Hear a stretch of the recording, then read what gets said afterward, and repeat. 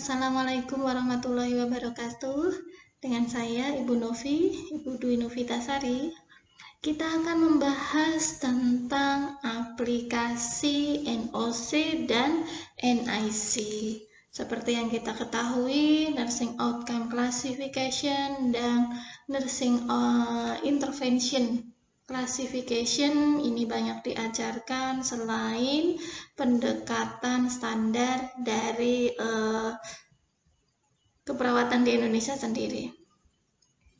Kita akan pelajari ini tujuannya supaya mahasiswa diharapkan mampu memahami urgensi dari penggunaan NOC dan NIC, kemudian bagaimana merumuskan NOC dan NIC, serta terakhir kita mampu mengaplikasikan NOC dan NIC pada kasus simultan.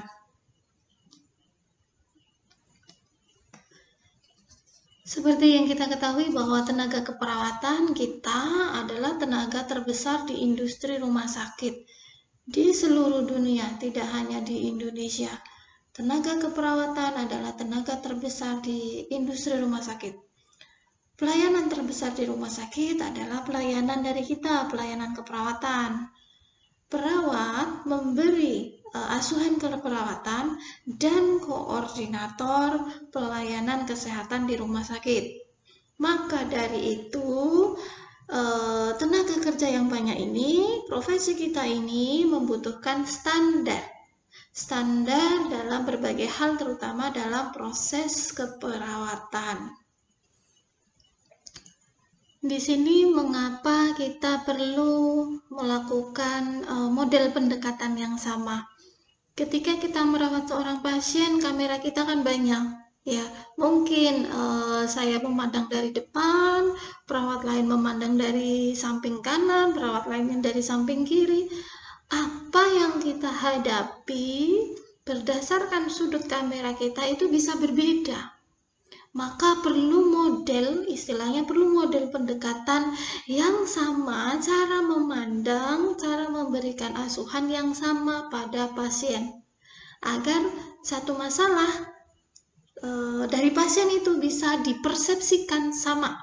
Bisa dipersepsikan sama oleh semua orang, oleh tenaga kesehatan, perawat, dan orang lain yang berkolaborasi dengan kita. Adanya perkembangan ilmu keperawatan terkait tujuan dan tindakan dalam proses keperawatan melalui banyak studi kasus, kemudian mungkin evidence based practice, maka akan muncul berbagai sudut pandang. Kita perlu persamaan persepsi, kita perlu standar dalam cara pembuatan tujuan dan intervensi. Sekarang pertanyaannya, mengapa NOC? Ada banyak standar yang lain gitu. Nah, NOC ini diciptakan dengan aturan dan tahapan-tahapan yang jelas dan ilmiah. Jadi kita bisa baca dari part 1 dari buku NOC tentang overview-nya. Siapa itu pasien, apa itu definisi outcome, pertanyaan-pertanyaan seputar NOC sendiri itu terjawab secara ilmiah di buku tersebut. Ini proses tahapan ilmiah penelitian yang berkelanjutan dan bisa dipertanggungjawabkan, sehingga standar NOC ini mengikuti kaidah ilmu pengetahuan. Keyakinan kita bahwa NOC itu valid, ya, ada tahap penilaian dari para ahli dan ini membutuhkan waktu yang tidak sebentar, waktu yang lama. Selalu ada update, ada perbaikannya.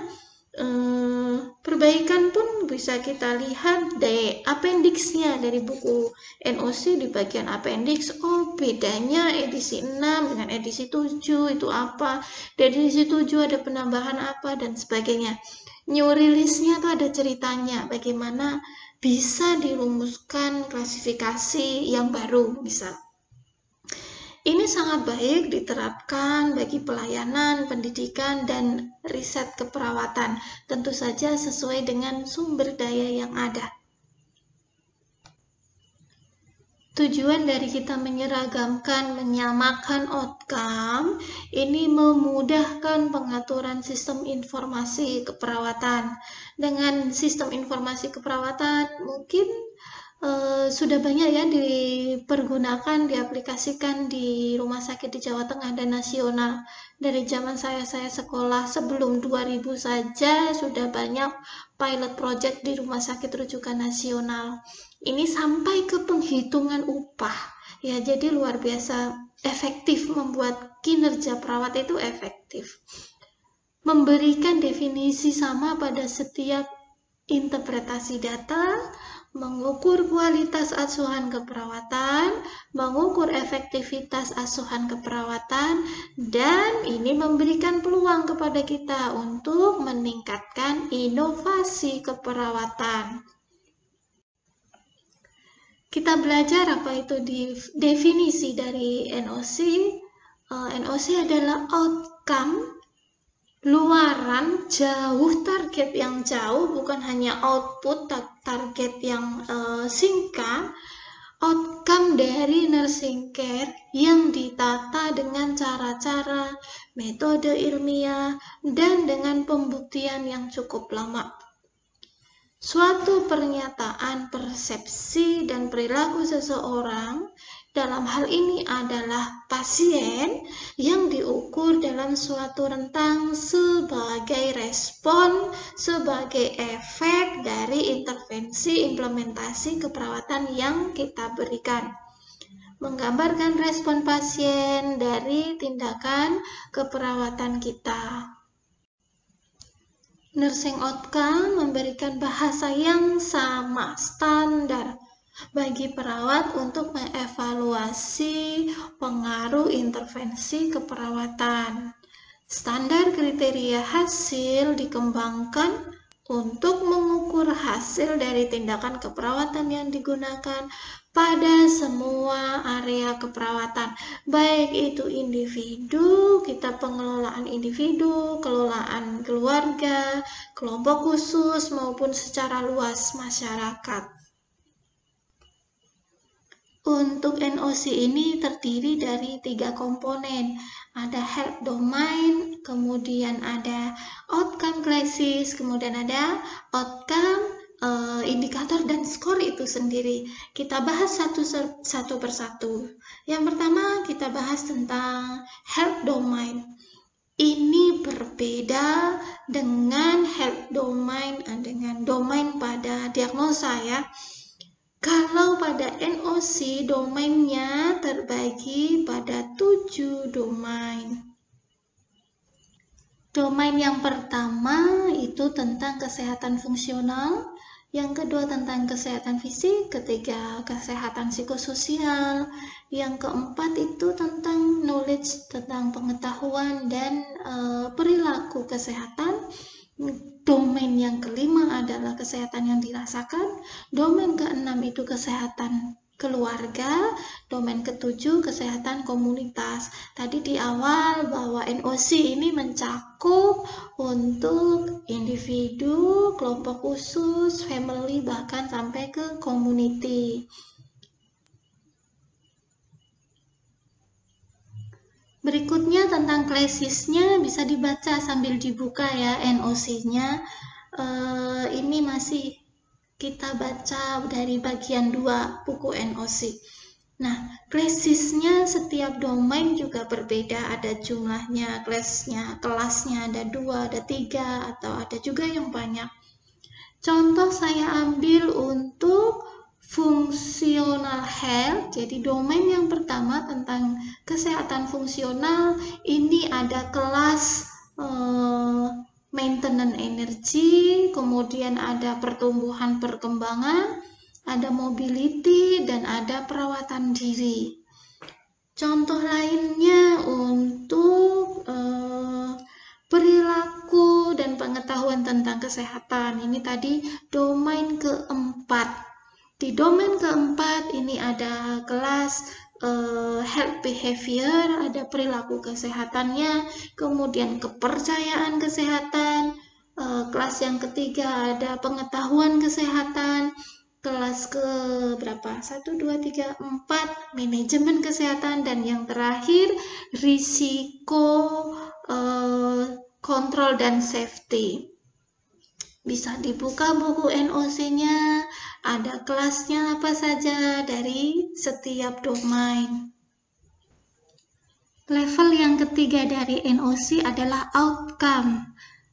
Kita bisa melihat tadi sudah ada domain, ada kelas. Level yang kedua, level yang ketiga adalah outcome.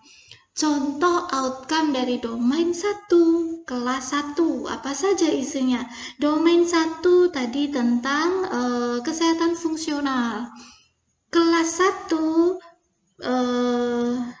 yaitu maintenance energy.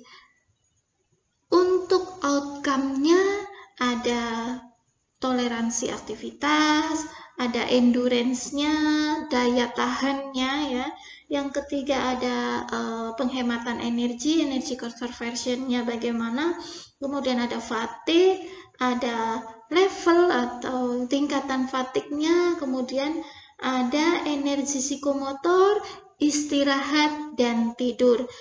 Kalau kita lihat di sini ada 8 outcome pada domain 1 kelas 1 NOC. Di mana indikator dan skornya kita bisa rujuk kembali. Buku NOC ini sangat memudahkan kita. Dia ada A to Z ya. Jadi kalau kita tadi belajar contohnya tadi domain 1 kelas 1, outcome yang pertama itu tentang activity tolerance. Toleransi aktivitas yang bisa dicapai pasien. Kita lihat indikatornya ada apa saja, bagaimana scoringnya. Untuk outcome yang kita pilih, ya, contohnya tadi adalah intoleransi aktivitas. Kita baca definisinya. Apakah benar pasien ini bisa kita rumuskan outcome tersebut? Toleransi aktivitas ini adalah respon fisik pada konsumsi energi untuk melakukan aktivitas keseharian. Nah, outcome-nya, indikatornya itu ada saturasi oksigen ketika aktivitas, kemudian pulse, heart rate ketika aktivitas, RR-nya ketika aktivitas, kemudian bagaimana kemudahan bernafas ketika aktivitas, tekanan darah sistolik, tekanan darah diastolik ketika aktivitas, kemudian bagaimana temuan dari EKG, bagaimana warna kulit selama aktivitas, apakah dia pucat dan sebagainya, kemudian kemampuan berjalan, jarak kemampuan dia berjalan, sampai banyak ya, sampai kekuatan kaki, kekuatan tangan, apalagi kemudahan untuk menunjukkan apakah dia mampu melakukan ADL mandiri atau tidak. Itu indikator-indikator bisa kita baca dengan kodenya ya. Ada kode OOO 000 501 misal ya. Itu bisa kita pilih, indikatornya banyak, mana yang nanti akan sesuai dengan pasiennya. Terus bagaimana dengan penscoringannya? Skor dilihat ya. Nilai dari NOC itu skornya dari 1 sampai 5. Sama semua untuk semua indikator. Tetapi cara pandangnya berbeda. Ada 1 itu baik, ada juga yang 5 itu baik. Contoh, untuk saturasi oksigen selama aktivitas. Ya, skor 1 berarti itu saturasi oksigennya buruk. Saturasi oksigennya buruk. Skor 2 dia membaik, ketiga moderat, keempat baik, kelima tidak ada masalah. Jadi semakin besar nilainya untuk saturasi oksigen, semakin baik. Demikian juga Untuk overall ini indikator pada toleransi aktivitas semakin besar semakin membaik ya. Dari 1 itu yang paling buruk, 2, 3, 4, 5 meningkat menjadi paling baik. Keuntungan kita dalam menggunakan NOC, kita akan merasakan komprehensif tadi ya. Komprehensif karena domain dari NOC ini bisa digunakan untuk individu, untuk keluarga, untuk kelompok, dan komunitas. Kemudian kemanfaatan secara klinis ini dapat kita pakai manual, mungkin dengan checklist, atau paling parah dengan menulis, dan yang modern dengan computerized. Jadi kita tinggal cari domainnya, kita centang, kita klik ya, akan membuat pekerjaan lebih efektif dengan penggunaan NOC. Dapat diperoleh dari catatan pasien secara lengkap, serta bahasa keperawatan yang digunakan dalam NOC ini sudah universal, sudah telah dikenal banyak. Perlu kita ingat bahwa kalimat outcome itu adalah konsisten ya, karena bahasa yang universal dan mudah dipahami, kita butuh konsistensi, kemudian memberikan pengertian yang sama terhadap sebuah istilah, bukan menjelaskan kegiatan perawat, karena ini outcome. Kalau tentang menjelaskan kegiatan perawat itu adalah intervensi, juga bukan diagnosa keperawatan, dapat diukur ya, dengan skala tadi dapat diukur, kemudian dapat dimengerti dan spesifik. Bagaimana langkah kita menyusun NOC? Pertama, tetapkan label ya. Setelah kita merumuskan diagnosa ya, tetapkan label. Bagaimana, apakah kita benar atau tidak labelnya, sesuai dengan pasien atau tidak ya? Baca definisi sehingga kita tidak salah merumuskan NOC, memilih NOC-nya. Dari definisi yang tepat sesuai dengan kondisi pasien, maka betulkah ini untuk diagnosa keperawatan yang saya rujuk? Bagaimana batasan karakteristik pasiennya serta faktor yang berhubungan ataupun faktor risikonya? Lalu melihat dari batasan karakteristik kondisi pasien, kita bisa menetapkan indikatornya. Tadi level ke-3, bagaimana indikatornya, bagaimana dengan scoringnya. Indikator ini membantu perawat dalam menentukan status pasien dari setiap outcome yang dibuat. Satu outcome indikatornya bisa banyak. Jangan hanya pilih satu indikator untuk satu outcome ya. Lihat kembali klinis pasien. Indikator yang sering kita pakai itu ada dalam batas yang diharapkan, dalam batas normal. Memilih indikator penting untuk membantu rating atau skala pasien untuk setiap outcome yang kita pilih. Indikator lebih dapat diukur. Mengingatkan kembali kalau masih bingung tentang skala ini adalah nilai kondisi pasien untuk memberikan skala outcome, skala dari indikator yang kita pilih. Mulai dari ekstrim terganggu itu 1 dan tidak terganggu itu 5. Pilih poin antara 1, 2, 3, 4, 5 tergantung target waktu, sumber daya yang kita punya, kemampuan pasien untuk memilih target kita apa, outcome kita mau kita target skalanya berapa. Kita pelajari contoh aplikasinya. Dari hasil pengkajian, analisa data, maka pasien terindikasi memiliki masalah keperawatan yaitu tidak efektifnya pola nafas, ketidakefektifan pola nafas. Maka saya ingatkan kembali apa definisi dari ketidakefektifan pola nafas. Ini adalah ketidakadekuatan, ketidakmampuan ya ventilasi antara inspirasi dengan ekspirasi. Nah, bagaimana rumusan NOC-nya. Sambil dirujuk ya, buku NOC-nya dibuka, dicari pada masalah keperawatan ketidakefektifan pola nafas. Di situ ada beragam outcome yang bisa dipilih. Ada yang mayor, ada yang terutama bisa dipilih, dan ada additional, ada tambahan. Nah, yang anjuran utamanya pada masalah ketidakefektifan pola nafas itu ada penyapihan karena menggunakan ventilasi, mechanical ventilation weaning, penyapihan ventilasi mekanik. Kemudian ada status respiratori, ada status respiratori khusus ventilasi.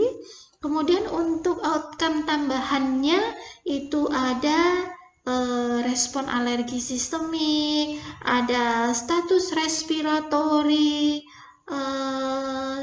patensi jalan nafas, kemudian ada status respiratori pertukaran gas, ada derajat shock, anafilaktik di sini maknanya, kemudian ada outcome yang bisa terkait pada masalah ketidakefektifan pola nafas. Ada apa saja? Bisa dibaca bukunya.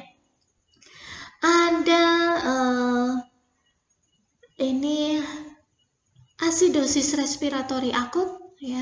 Kemudian ada alkalosis respiratori akut, ada tingkat kecemasan, ada kognisi, kemampuan kognisi, ada konservasi energi, kemudian ada fatigue, ada tingkat fatigue, level fatigue, ada status neurologi, ada banyak.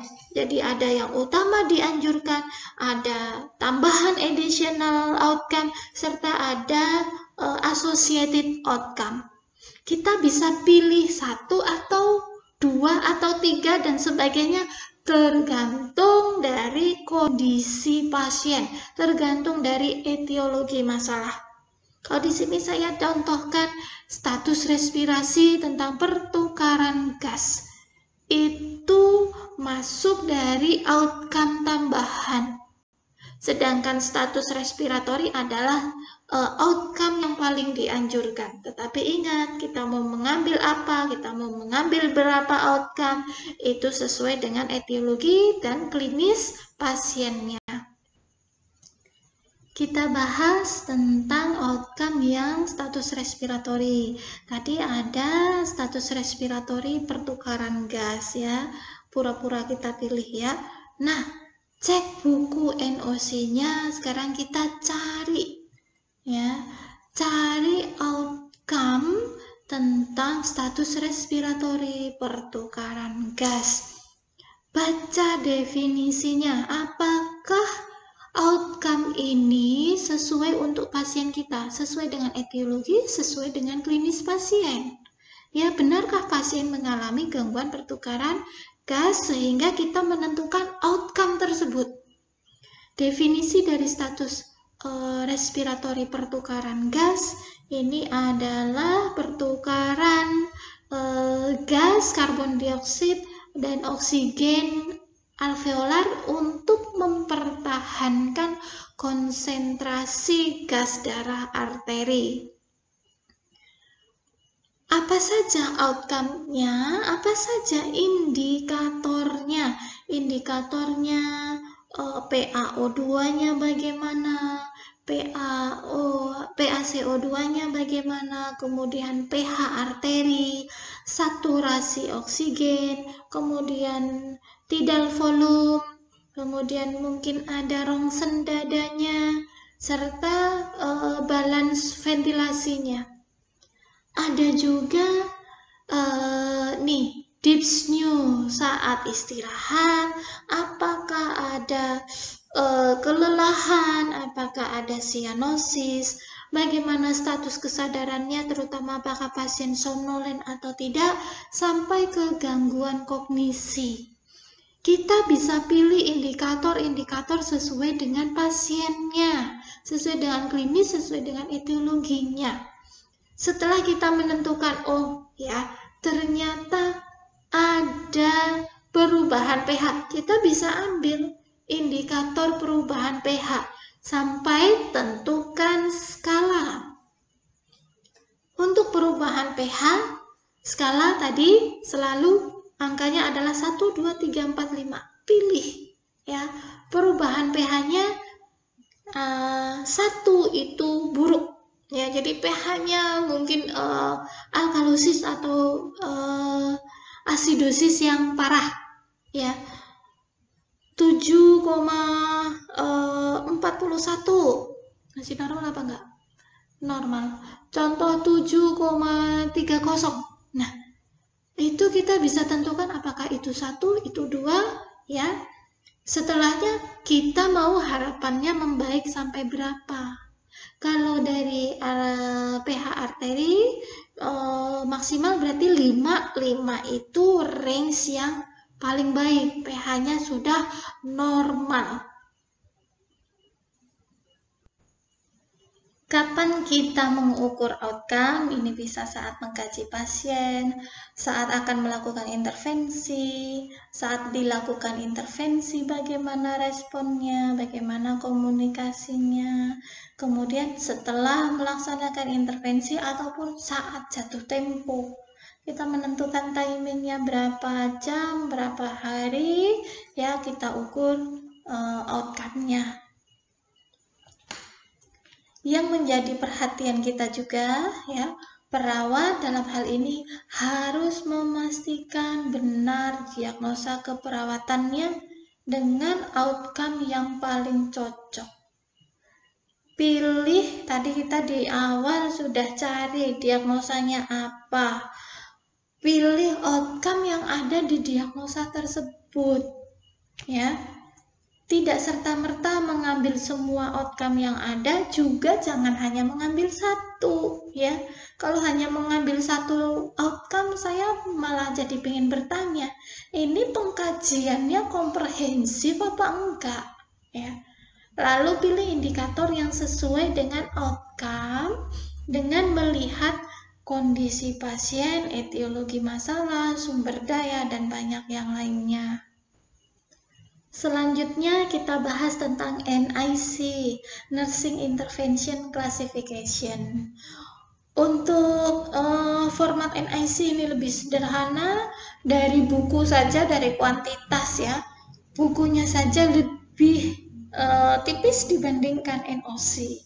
Untuk struktur bukunya sama, ada part 1, part 2, 3, dan seterusnya. Overview-nya mengenai NIC bisa dibaca, bagaimana proses ilmiah, ya, proses penemuan ilmiah, penelitian yang terus berlangsung untuk perkembangan NIC.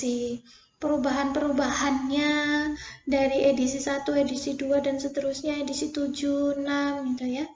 Bisa dilihat perkembangannya, kemudian proses ilmiahnya.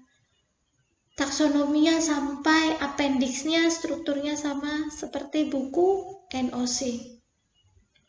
Ini mudah untuk memahaminya, sangat bermanfaat untuk pemula, untuk kita mahasiswa perawat, agar tidak jadi pengarang ulung. Pengarang, nek pasien yang mengalami masalah begini, saya mau melakukan apa ya, kira-kira. Nah, supaya tidak ada kira-kira, supaya tidak ada karang-mengarang, pakai NIC.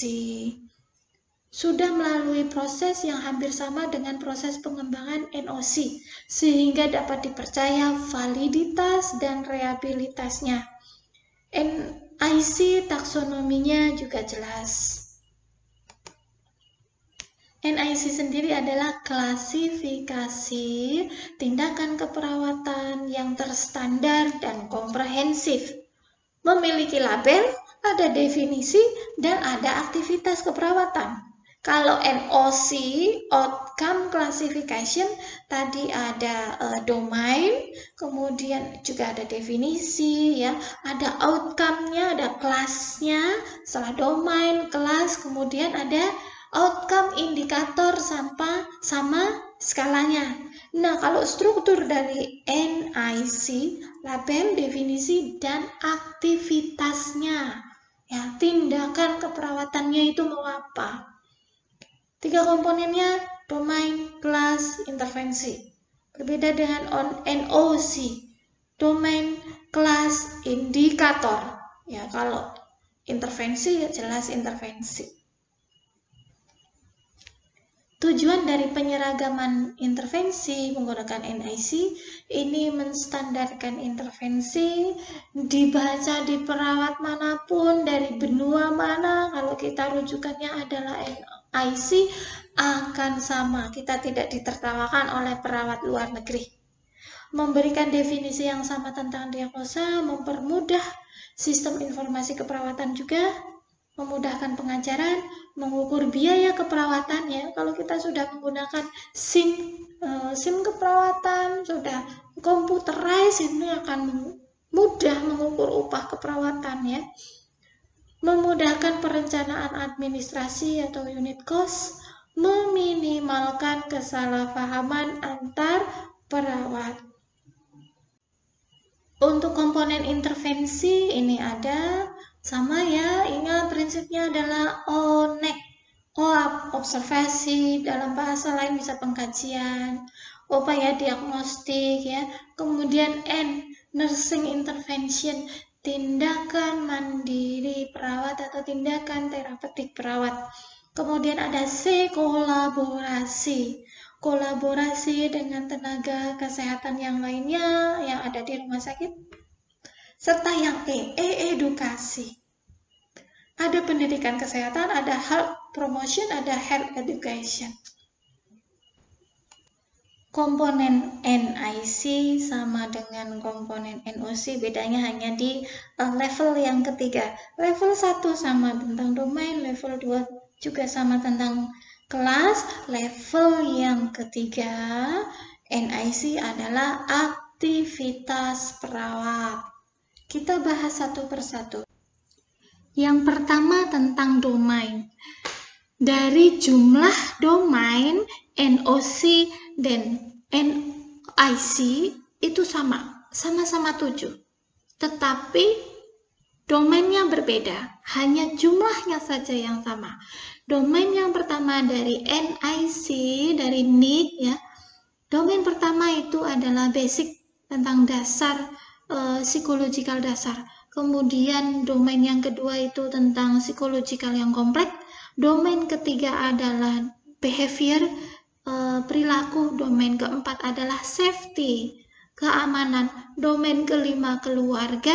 Domain keenam sistem kesehatan. Domain ketujuh adalah komunitas.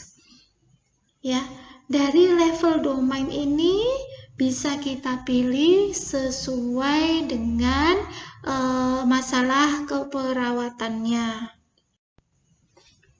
Saya ambil contoh dari domain yang pertama. Tadi domain yang pertama itu apa? Tentang fisiologi, physiological basic ya. Nah, kelasnya ada kelas A, B, C, D, E, F, dan seterusnya. Bisa berbeda setiap domain ya. Nah, untuk domain 1 tadi tentang fisiologi, tentang basic, itu ada kelas sampai F.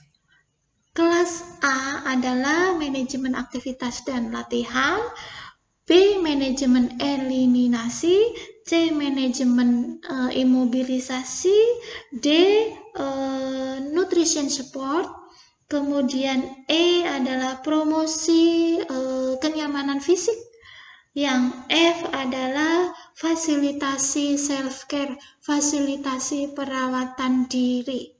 Nah, kita menentukan kelasnya tadi kembali sesuai, apakah rujukannya adalah kembali sesuai dengan pasien atau tidak. Untuk contoh domain yang lain ya, kelas yang lain, kita ambil yang sedikit. Ada domain 4. Domain 4 itu tentang safety. Itu ada 2 kelas saja, disebut sebagai kelas U dan kelas V. Ini adalah manajemen krisis. Kemudian ada manajemen risiko. Setelahnya kita menentukan level yang ketiga, yaitu apa aktivitas perawatnya. Ada dua tipe, yaitu aktivitas perawat yang dianjurkan dan tambahan. Untuk aktivitas yang dianjurkan, contohnya kita tadi membahas tentang breathing pattern inefektif, ketidakefektifan pola nafas. Itu yang dianjurkan.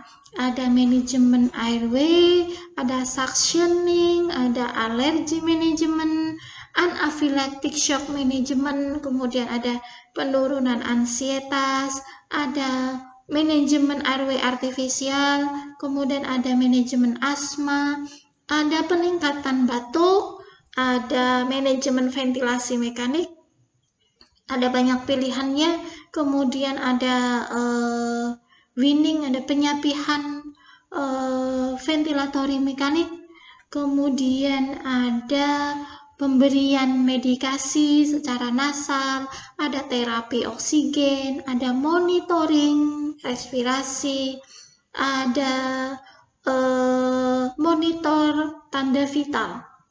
Kemudian untuk yang tambahannya ada banyak, monitoring asam basanya, stabilisasi airway-nya, pemberian obat-obatan anti alergi, kemudian ada fisioterapi dada, ada perawatan emergensi, dan banyak lagi.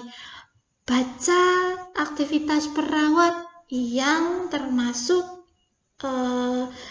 yang bisa kita ambil pada diagnosa ketidakefektifan pola nafas.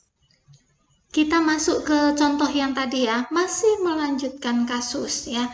Intervensi ya, klasifikasi intervensi yang kita pilih ternyata contohnya adalah monitoring respirasi. Ini bagian dari klasifikasi intervensi yang utama yang disarankan. Nah, apa saja aktivitasnya? Cek buku NOC-nya. Bisa dilihat di buku NOC-nya dari monitoring respirasi, itu aktivitasnya ada banyak ya. Monitor RR, ritme kedalaman, usaha nafas, catat perkembangan dada, simetris pengembangan dada atau tidak, kemudian penggunaan otot bantu nafas, observasi suara, ngorok atau tidak, kaji bunyi nafas, bagaimana foto toraksnya, sampai pada AGD dan analisa hasil. Ada banyak yang lainnya ya, monitor saturasi oksigen, kemudian bagaimana lokasi trachea, apakah ada deviasi atau tidak ya, kelelahan otot diafragma bagaimana. Nah, menentukan aktivitas yang akan kita ambil itu mana sesuai kembali dengan klinis pasien, kemampuan perawat, sumber daya yang ada. Pertanyaan saya, apakah setiap kita menggunakan satu intervensi juga harus menggunakan semua aktivitas yang terkait di dalamnya?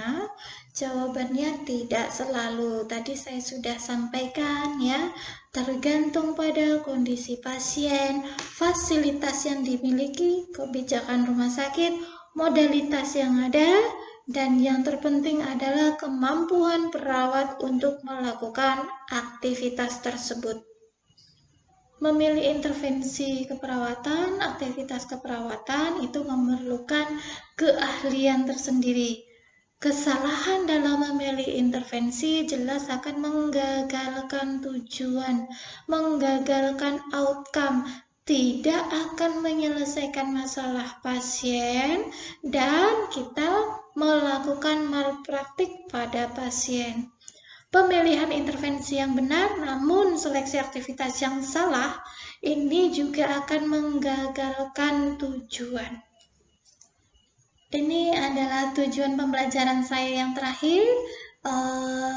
Sudah paham ya urgensi kita, kenapa menggunakan, kita belajar ya, kita mempelajari tentang NOC dan NIC, bagaimana merumuskan NOC dan NIC.